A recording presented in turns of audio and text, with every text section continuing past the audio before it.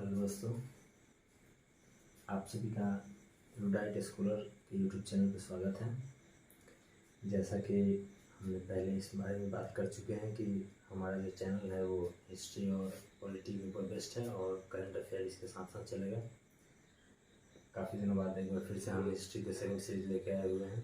आज हम जो है वो चर्चा करेंगे यूरोपियों के आगमन से संबंधित। ये आधुनिक भारत का एक पार्ट है जिसमें हम देखते हैं कि किस तरह से हमारी जो देश के अंदर यूरोपीय कंपनी जो है वो आती हैं और वो धीरे धीरे हमारे देश के ऊपर अपना एक बहुत बड़ा साम्राज्य स्थापित करती है और वो साम्राज्य जो है वो धीरे धीरे ब्रिटिश के अधीन चला जाता है। तो बहुत सारी कंपनियां आती हैं, लेकिन उनमें से ये कुछ खास हैं और इनका जो कार्यकाल रहा, इन कंपनी का जो प्रभाव रहा और जिस प्रक्रिया के तहत इन्होंने हमारे देश के ऊपर एक तरह से राज किया, आज का डिबेट, आज की चर्चा इसी में बेस्ट है। सबसे पहले हम एक बार एक बेस देख लेते हैं, एक पृष्ठभूमि की तरह, ताकि हमें आगे जो है वो चर्चा के दौरान बातें समझ में आएंगी।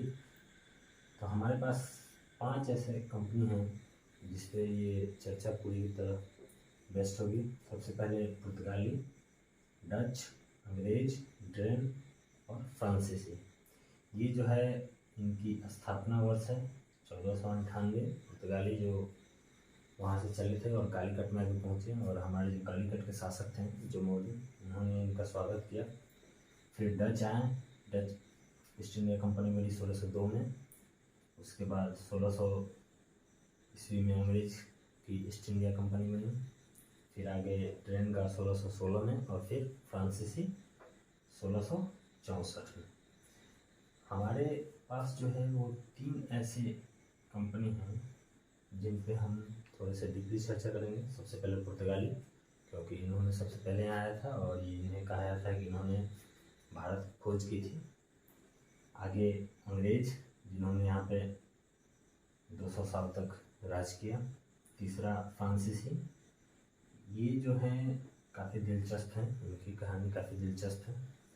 तो इन तीनों को हम देखेंगे और इन तीनों का जो प्रक्रिया होगा, किस तरह से हम इस चर्चा को आगे बढ़ाएंगे, वो कुछ इस तरह से है। पहला हम चर्चा करेंगे इनके आगमन पे, इनका आगमन कैसे हुआ। उसके बाद इन्होंने किस वजह से किया, तो वो था व्यापार का, किस तरह से इन्होंने यहाँ पे आके व्यापार करने की इजाज़त मांगी। फिर व्यापार में इन्होंने छूट प्राप्त किया, हमारे जो शासक थे उनसे इन्होंने व्यापार करने के लिए एक तरह से छूट लिया।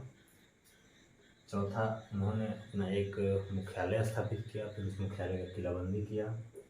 पांचवा, उसके बाद फिर ये अपना जो है वो एक बेस बनाने का शुरू किया, जिसमें उन्होंने कानून की अवहेलना की, यानी कि हमारे जो यहाँ के शासक थे उनकी बातों को मानने से इनकार किया। फिर उसके बाद इन्होंने फूट की नीति अपनाई, तो राजाओं के बीच में फूट डाला, फिर किसी एक का सहायता करके दूसरे को दबाया। फिर उस प्रक्रिया में आगे उन्होंने क्या किया कि जिससे फूट डाल के जिसका सहायता किया, 2 लोगों में युद्ध कराया, 2 राजाओं के बीच युद्ध करा के किसी एक की सहायता की और उस सहायता के बदले उन्होंने उससे बहुत सारा सहयोग प्राप्त किया, जैसे कि जमींदारी प्राप्त की, दीवानी प्राप्त की। फिर उन्होंने हस्तक्षेप करना शुरू किया शासन में। सुरक्षा के नाम पे उन्होंने बहुत सारी रकम उनसे ऐंठना शुरू किया। आगे उस जीत के बदले में उन्हें बहुत सारे उपहार प्राप्त हुए हैं, बहुत जो है इसे रिश्वत का नाम भी दिया जाता है। उनकी डिमांड बढ़ती चली गई। फिर आगे क्या हुआ कि उन्होंने दीवानी और ज़मींदारी की जो चीज़ें प्राप्त की थी उसको उन्होंने बहुत ज़्यादा अपने तरीके से सुदृढ़ किया और उसमें उन्होंने हमारे देश के बहुत सारे कृषक वर्ग और नागरिकों को काफ़ी परेशान किया। आगे उन्होंने क्या किया, धीरे धीरे इतनी सारी प्रक्रियाओं के बाद वो इसे अपने पूरे नियंत्रण में ले लिए। तो इन सब चीज़ों पे बात करते हुए हम देखेंगे कि किस तरह से इन सभी का आगमन हुआ, इन्होंने कैसे अपना एक बेस तैयार किया और धीरे धीरे हमारे ही देश में आके हमारे ही संपत्ति से हमारे ही लोगों के द्वारा हमारे ऊपर शासन किए। तो चर्चा को आगे बढ़ाएंगे। सबसे पहले एक बार ऊपर टॉपिक देख लेते हैं, यूरोपियों का आगमन, कौन कौन सी कंपनी है, उनका स्थापना वर्ष क्या है। फिर आगे बात करेंगे उनका मुख्यालय कहाँ कहाँ था और इसका प्रभाव जो है वो काफ़ी चर्चा का विषय रहेगा, क्योंकि ज़्यादातर जो क्वेश्चन हैं सब्जेक्टिव मेंस में वो प्रभाव पे बेस्ड होते हैं कि इसका प्रभाव क्या बड़ा या फिर उनका मूल्यांकन करना होता है। तो हम इसे भी आगे देखेंगे। तो सबसे पहले शुरू करते हैं पुर्तगाली से। बहुत सारे लोग उनके बारे में से शुरुआत करते हैं जमोरिन से। ये जो कालीकट के शासक थे जमोरिन, उन्होंने सबसे पहले स्वागत किया था वास्को डी गामा का, जो कि भारत की खोज पर निकला था, और उन्होंने भारत पहुंचने पे स्वागत किया। जमोरिन द्वारा उनका स्वागत किया गया। इसमें एक चीज़ जो है वो काफ़ी दिलचस्प है, जिसे जान के आपको खुशी होगी। ये जो वास्को डी गामा है, जब हमारे देश में वापस आए और यहाँ से व्यापार करने के बाद जब वो वहाँ पहुँचे फिर अपने देश, तो उनकी जो यात्रा लागत थी, यानी हमारे देश तक पहुँचने में, यहाँ से वापस जाने में जो टोटल उनका खर्च था और उनका जो मुनाफा था, मुनाफा इसका अंतर जो है वो काफ़ी आश्चर्यजनक है, क्योंकि उन्होंने अपने यात्रा लागत के 60 गुना ज़्यादा मुनाफा हासिल किया। और ये एक ऐसी चीज़ थी जो पूरे विश्व में काफ़ी प्रचलित हुई, क्योंकि जो पुर्तगाली थे जब उन्हें इस मुनाफे के बारे में पता चला तो वो काफ़ी हमारे देश के प्रति उनकी जो दृष्टि थी वो काफ़ी बदली, और उन्होंने इंडिया को व्यापारिक केंद्र बनाने की ठान ली। और फिर धीरे धीरे इसका आगे विस्तार हुआ, जैसा कि हम आगे देखेंगे कि धीरे धीरे वहाँ से बहुत सारे व्यापारी आए, फिर एक अच्छा रिश्ता बनते गया व्यापार का, और धीरे धीरे इन लोगों ने यहाँ पे इतना अच्छा आधार बना लिया जिससे कि व्यापार का एक अलग ही लेवल चला गया। सबसे पहले शुरू करते हैं पुर्तगाली से। सबसे पहले पुर्तगाली पे देखते हैं। इनका आगमन जो है वो 1498 में हुआ था, और जैसा कि हम सभी जानते हैं कालीकट में वहाँ के जो शासक थे जमोरिन, उन्होंने इनका स्वागत किया था।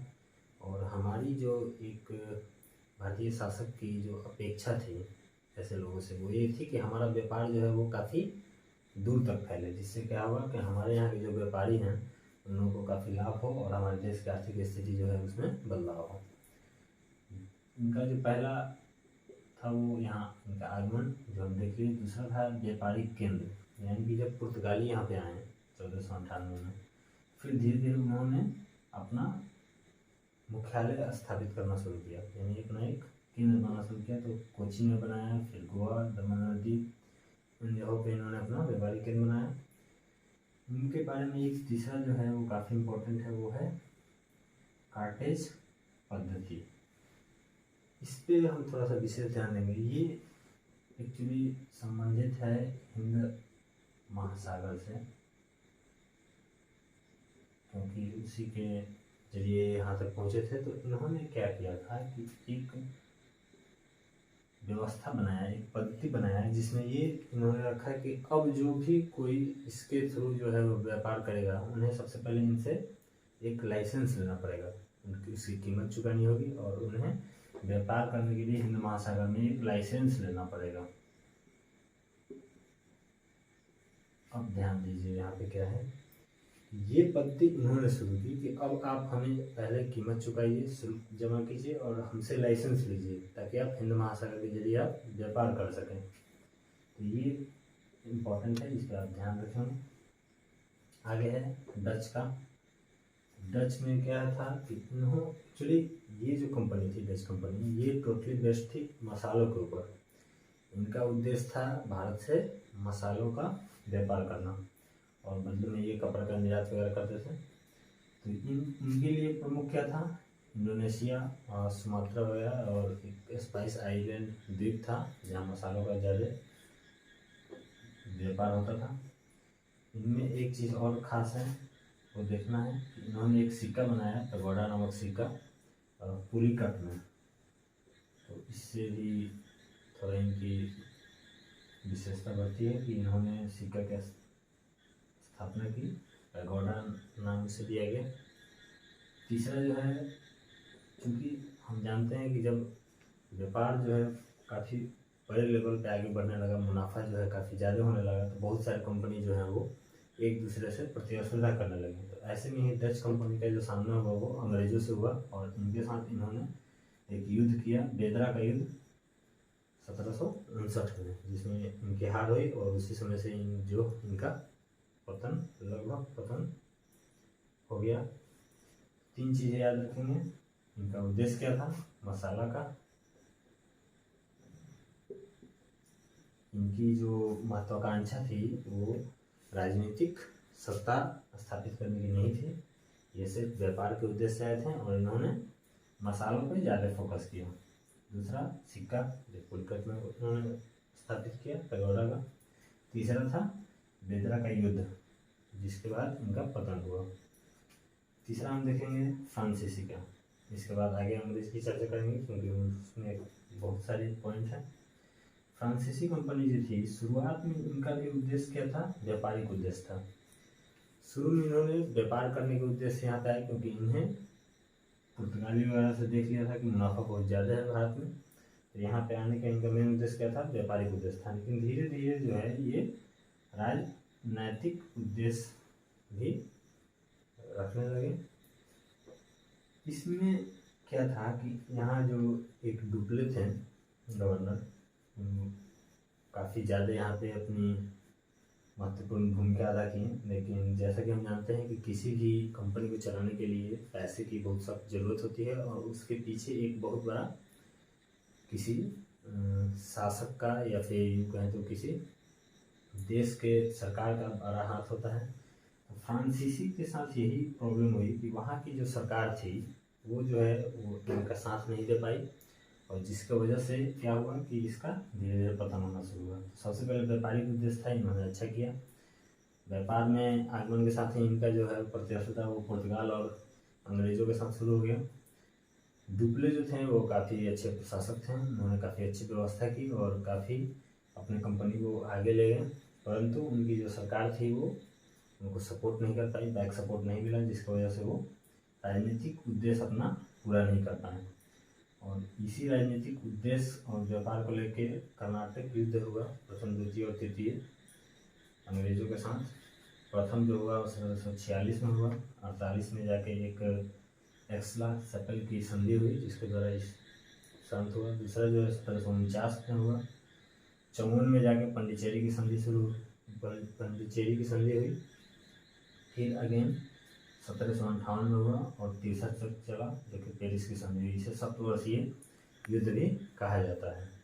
तो ये 3 चीज़ों को हम ध्यान में रखेंगे।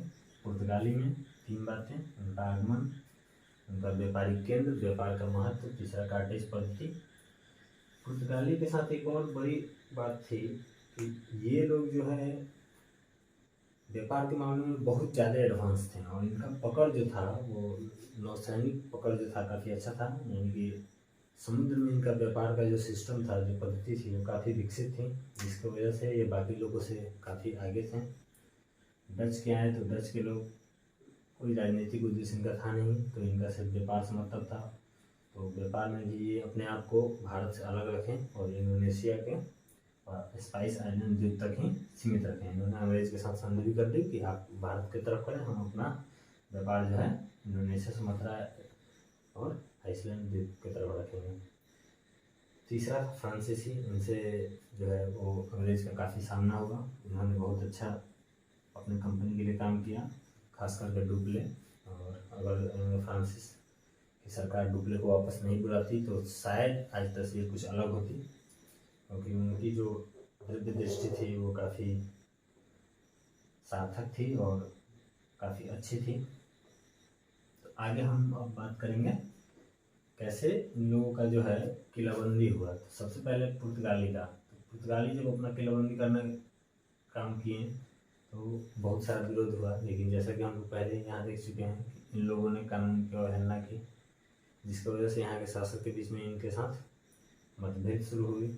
फिर उसके बाद फूट की नीति की जो बात सामने आई, उसमें ये 2 शासकों के बीच में किस तरह से युद्ध कराते थे, एक की सहायता करते थे और फिर उससे बदले में सहयोग और उपहार, रिश्वत, दीवानी, जमींदारी प्राप्त करते थे। फ्रांसीसी में भी हुआ।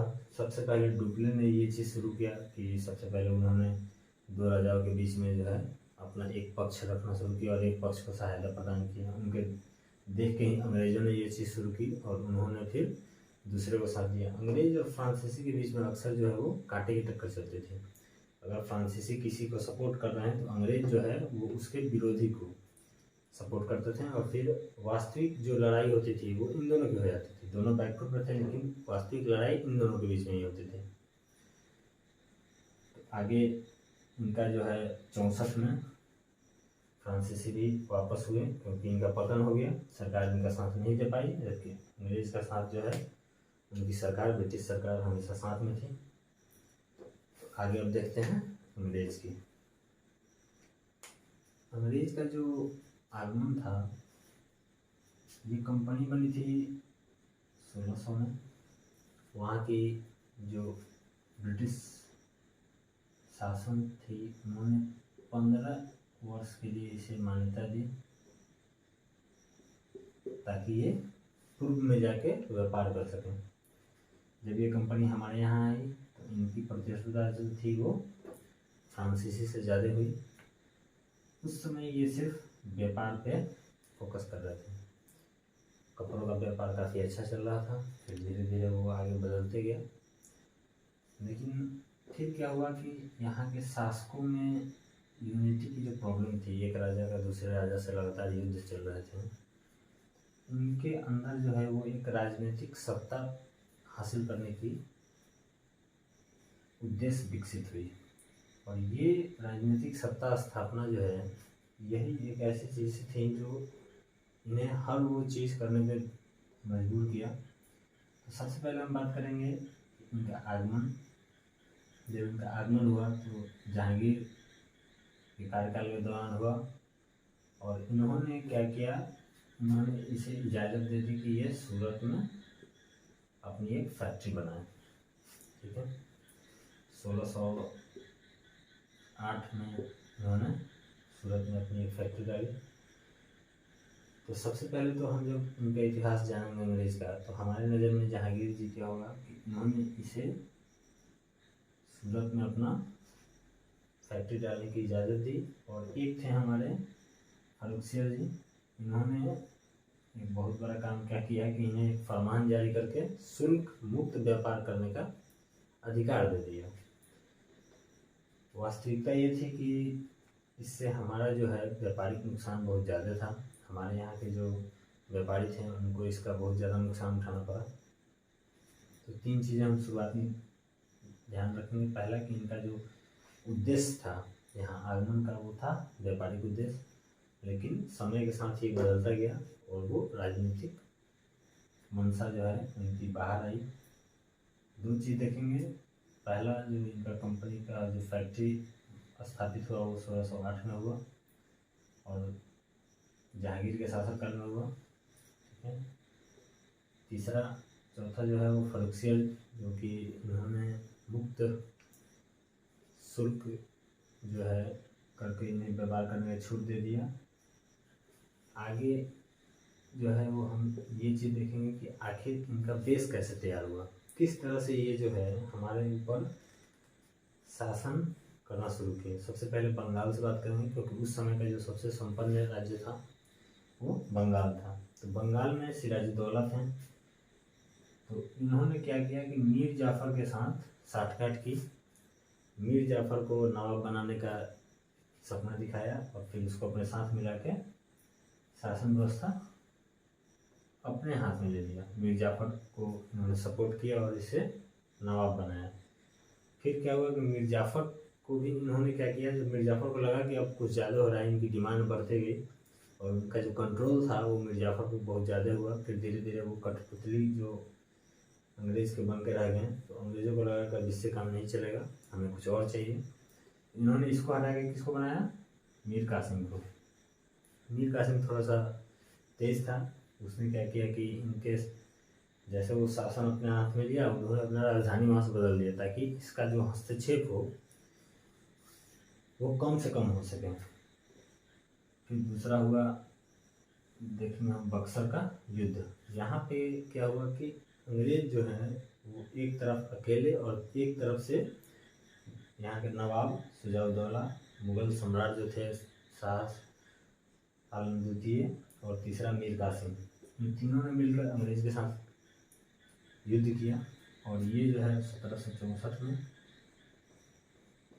और यही युद्ध जो है वो निर्णायक युद्ध साबित हुआ, क्योंकि इसके बाद ये स्पष्ट हो गया कि अब जो है यहाँ की केंद्रीकृत शासन जो है वो बहुत कमज़ोर है, और कोई राज्य जो है वो दूसरे राज्य के सपोर्ट में नहीं आएगा। और ब्रिटिश को जो लगा कि अब हम यहाँ पे अपनी महत्वाकांक्षा को पूरा कर सकते हैं।